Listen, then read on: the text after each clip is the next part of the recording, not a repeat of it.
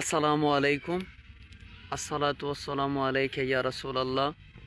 আসসালাতু ওয়াসসালামু আলাইকা ইয়া হাবিবাল্লাহ। সম্মানিত ভাইয়েরা, একটি বিষয় নিয়ে আমি কিছু কথা বলবো। গত কয়েকদিন যাবৎ একটি বিষয় নিয়ে আলোচনা সমালোচনা হচ্ছে, তো এই বিষয়টা নিয়ে কিছু কথা বলবো।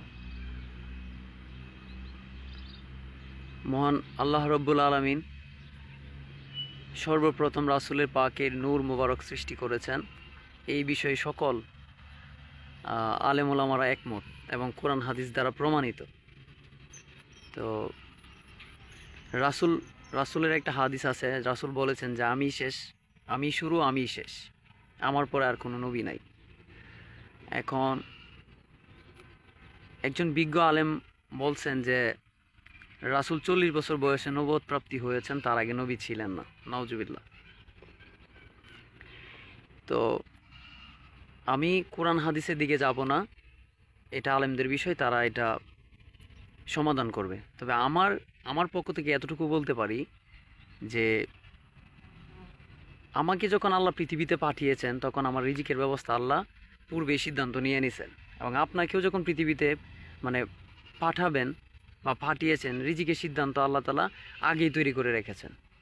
এখন রাসূল তারা যতজন রাসূল পৃথিবীতে এসেছেন তারা কিন্তু আল্লাহর মনোনীত। আল্লাহ আগেই সিদ্ধান্ত নিয়ে নিয়েছেন যে তারা পৃথিবীতে যাবে এবং তাদের উম্মতদেরকে সঠিক পথ দেখাবে। তো নবীর সিদ্ধান্তটা কিন্তু আল্লাহ শুরু থেকেই সিদ্ধান্ত নিয়ে নিয়েছেন।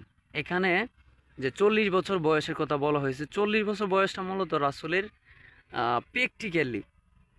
প্র্যাকটিক্যালি নবুয়ত প্রাপ্ত হয়েছেন, কিন্তু তিনি শুরু থেকেই নবী। এই বিষয়টা আমাদের মাথায় রাখতে হবে। আর আরেকটি বিষয়, সেটা হলো যে সাধারণত প্রথম শ্রেণীতে যে ছাত্রটি লেখাপড়া করেন সে প্রথমত ছাত্র, এবং দশম শ্রেণীতে যে ছাত্রটি লেখাপড়া করেন সেও ছাত্র। তো পার্থক্য হলো যে দশম শ্রেণীতে এসএসসি সার্টিফিকেট দেওয়া হয় যোগ্যতা সম্পন্ন হওয়ার জন্য, কিন্তু প্রথম শ্রেণীতে যিনি পড়েন তিনিও ছাত্র, দশম শ্রেণীতে যিনি পড়েন তিনিও ছাত্র। তো ছোটোবেলায়ও তিনিও নবী, এবং 40 বছর বয়সে যিনি স্বীকৃতিপ্রাপ্ত, ঠিক আছে, সনদপ্রাপ্ত হয়েছেন, তিনিও নবী।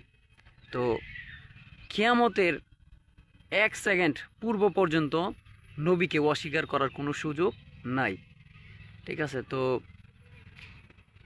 পৃথিবীর সম্মানিত এবং পৃথিবীর সর্বোচ্চ মর্যাদার স্থান আল্লাহ তাআলা রাসূলকে দিয়েছেন।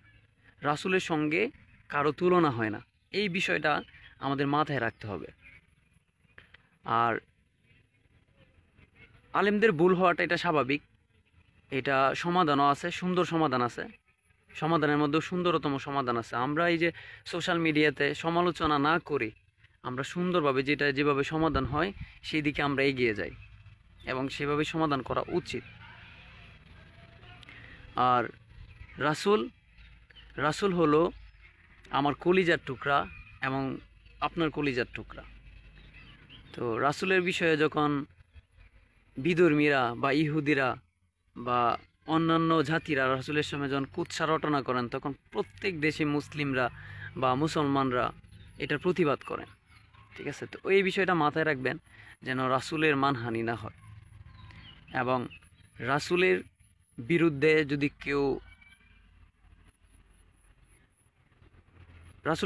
যদি কোনো মানুষ বা কোনো আলেম বা কোনো সাধারণ মানুষ বা কোনো আলেম ব্যক্তি বা কোনো জ্ঞানী ব্যক্তি কুৎসা রটনা করেন, অপব্যাখ্যা করেন, তাহলে তার দুনিয়ায় গজব, আখিরাতে গজব, এবং কোরআনের অপব্যাখ্যাকারী শাস্তি হলো তার জিহ্বা কাটা হবে।